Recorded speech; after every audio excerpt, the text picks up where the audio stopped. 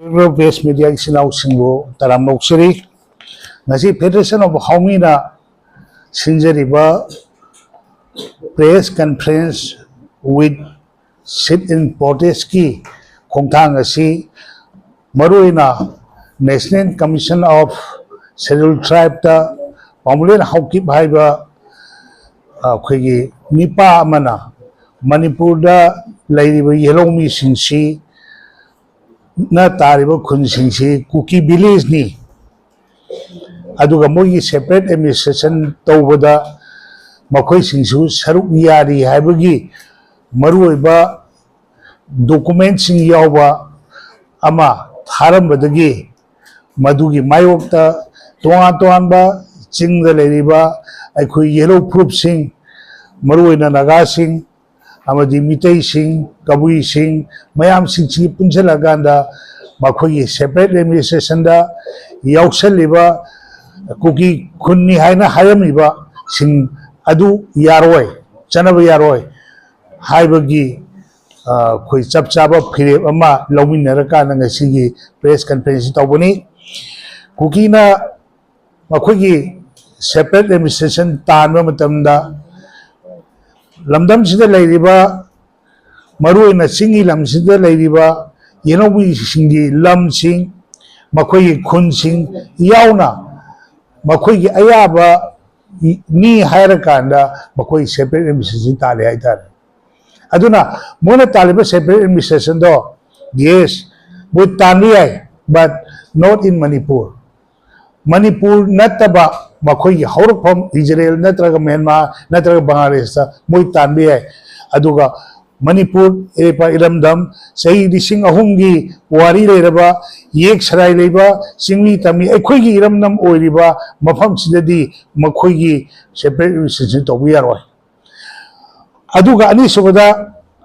yek sarai leiba singi nagani haiba tapakta leiba kabui mutai mayam singsigi apun belamni epa iramdam se mapandagi 18th century da lakhiba lamdam chida Yelomi natana saidangbo na treat torbo kamu singna makhoi separate administration ama tana honabada makhoi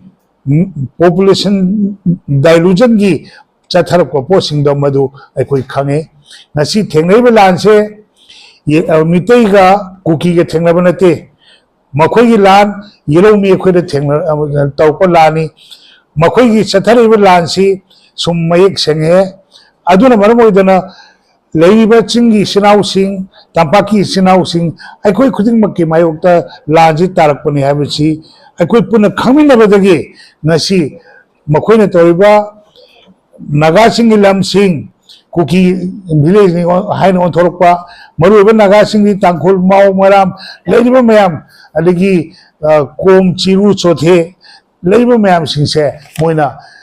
Kuki ni haidana Kuki lamda leibani aduga makhoi de tax piraga leilakpani haibagumba toanba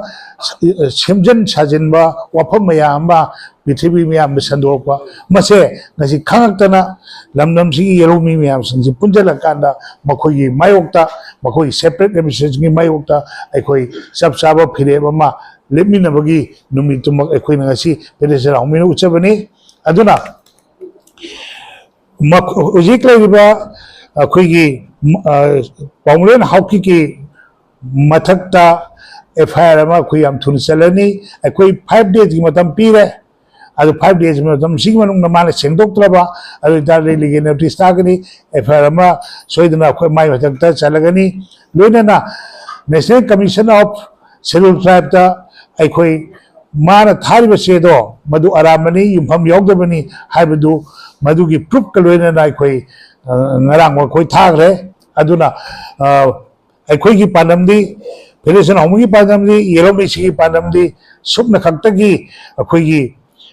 miyam da akhoi gi yadi haiba laukthokpata natana thabak to onthokna rogi sabchaba phirep tuma akhoi laujari haiba wafam jema ai thamjage aduga akhoi gi oja thangal gi laiba tonga phukri magi degi su wafam